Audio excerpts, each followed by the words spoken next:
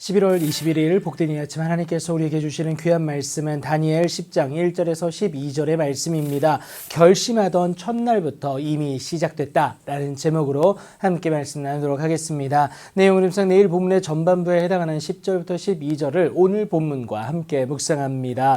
그때의 한 일이 90세는 좋게 넘었을 노인된 다니엘에게 나타나게 됩니다. 그 일이 참되니 곧 큰 전쟁에 관한 것이었다라는 거예요. 그것이 너무도 선명했고 무엇이라도 준비해야 했습니다. 그만큼 다니엘이 그 일을 분명히 알았고 그 환상을 깨달았기 때문에 그래요. 하지만 지금 할 수 있는 것이라고는 아무것도 없었습니다. 사실 깨닫는 것조차 쉽지만은 않은 것이었는데요. 그래서 그는 그저 새 이래 동안 슬퍼하며 새 이래가 차기까지 금식 기도를 합니다. 그렇게 금식하며 기도한 새 이래가 지나 첫째 달 24일에 다니엘이 히데겔이라 하는 큰 강가에 있었을 때였습니다. 그때 다니엘의 눈에 한 사람이 보여지게 되는데요. 그것에 대해서 오늘 본문 5절과 6절에서 자세히 설명하고 있는데 보통 이것을 두고 그리스도 예수의 현현으로 보고 있습니다.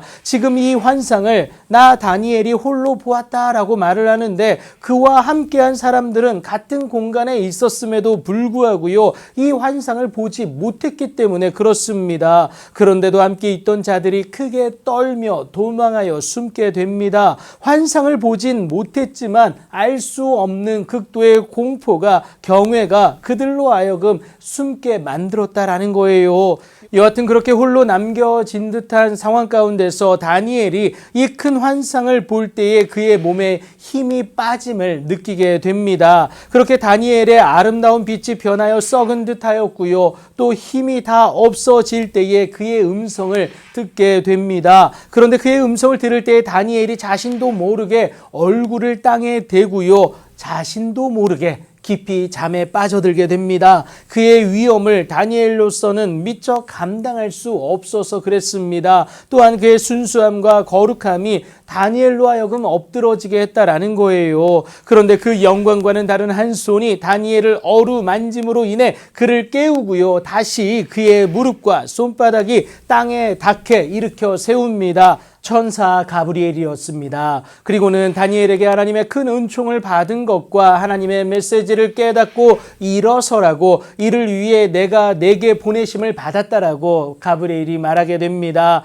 그 말을 듣고는 다니엘이 떨며 일어서게 됩니다. 아무것도 할 수 없을 것 같은 상황이에요. 이미 3주의 금식 기도를 한 다니엘이지 않습니까? 지칠 대로 지쳤고요. 자신의 힘으로는 더 이상 무엇을 할 수 없을 것만 같은 상황이었어요. 그 순간 다니엘에게 전달된 메시지가 다니엘아 두려워하지 말라. 네가 깨달으려 하여 내 하나님 앞에 스스로 겸비하게 하기로 결심하던 그 첫날부터 내 말이 응답받았으므로 내가 내 말로 말미암아 왔다라는 겁니다. 하나님은 이미 일하고 계셨고요. 죄에 대한 대가이기에 그 고난은 있어야 하나 결코 그것이 끝이 아님을 알게 하신다라는 겁니다. 하나님의 의중을 알아 그의 뜻대로 행하고자 결단한 그 순간부터 하나님은 일하셨고 이제 그 일하심의 증거를 목독해 하셨습니다. 그것이 바로 천사 가브리엘이 전해준 메시지 아니겠어요?